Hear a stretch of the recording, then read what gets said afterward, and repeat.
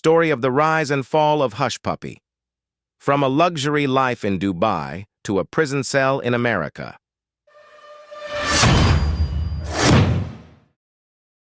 How it all happened.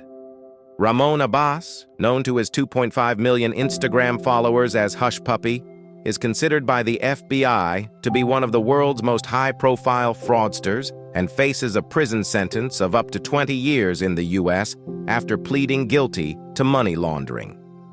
The BBC has used newly available court documents to uncover the man behind cyber heists that have cost his victims millions, from his humble beginnings as a Yahoo boy hustler in Nigeria to a so-called billionaire Gucci master living a life of luxury in Dubai before his arrest. He began his career in Oworonshoki, a poor coastal area in the northeast of Lagos, Nigeria's commercial capital. Local driver Say told the BBC that he remembered Abbas as a young boy working alongside his mother in the Olojoyo market. His father was a taxi driver. As he grew older, Say says, Abbas liked to splash his cash. He was generous. He used to buy beer for everyone around. But everyone knew the source of his mysterious wealth: cybercrime. He was a Yahoo, Say says. Hushpuppi's former home, 9 Ogunyomi Street, in the Oworonshoki area of Lagos. Yahoo boys are romance scammers who took their name from the first free email available in Nigeria. They came up with the idea of stealing identities, and then with that identity theft, they went into dating scams. Once a relationship is established via a false identity, romance scammers wheedle money from their online lovers. Like many Yahoo boys, Abbas broadened his criminal horizons. Many went to Malaysia, and Abbas followed them, ending up in Kuala Lumpur around 2014, and then in Dubai in 2017. North Korean hackers. This is when his Instagram posts and crimes went to another level. In February 2019, he attempted to launder 13 million euros, says 11 million, 15 million, stolen by a gang of North Korean hackers from the Maltese Bank of Valletta.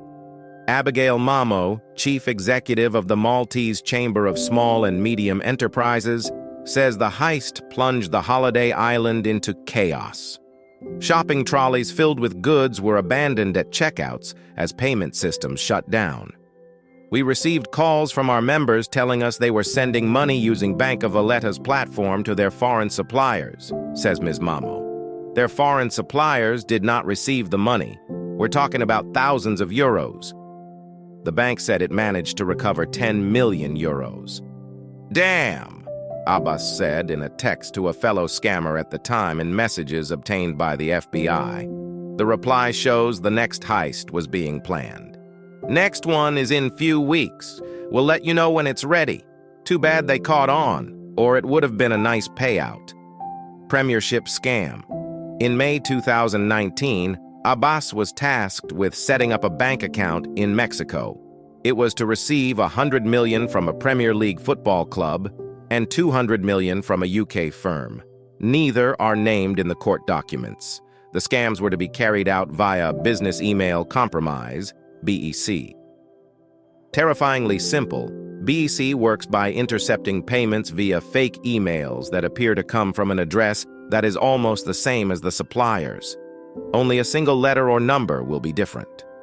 In that email, the scammers, posing as a supplier awaiting payment, typically say they've switched banks, so the payment will need to be wired to a different account, the details for which they will provide. The accounts clerk is fooled into thinking it is a legitimate request from the supplier, and with a single click of a mouse, vast sums of money are lost.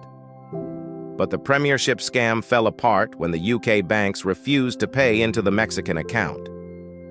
Brother, I can't send from the UK to Mexico, Abbas's sidekick messaged him. They keep finding out.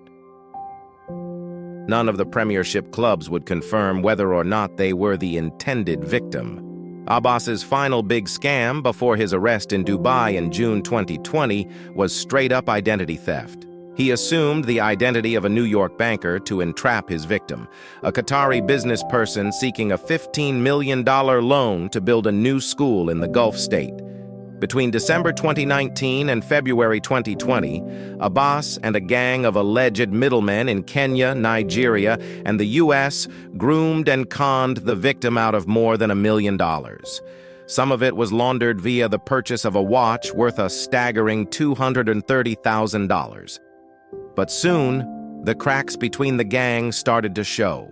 One member threatened to blow the whole scam wide open as he was unhappy about the money he was getting. Abbas was determined to shut him up. He texted his contact, Nigerian police officer Abba Kyari, saying, "I want him to go through the serious beating of his life. I want to spend money to send this boy to jail. Let him go for a very long time." It is alleged that Mr. Kyari then falsely arrested and detained the middleman for a month in a squalid Nigerian cell. Years later, the police officer was charged with drug charges with video evidence of him doing a drug deal. Before his arrest, Hushpuppi lived the most luxurious life you can think about. He had the best cars and all. But it was all from fraud money. Thanks for watching. Follow us on YouTube, Naija Wide TV, for more amazing stories and facts.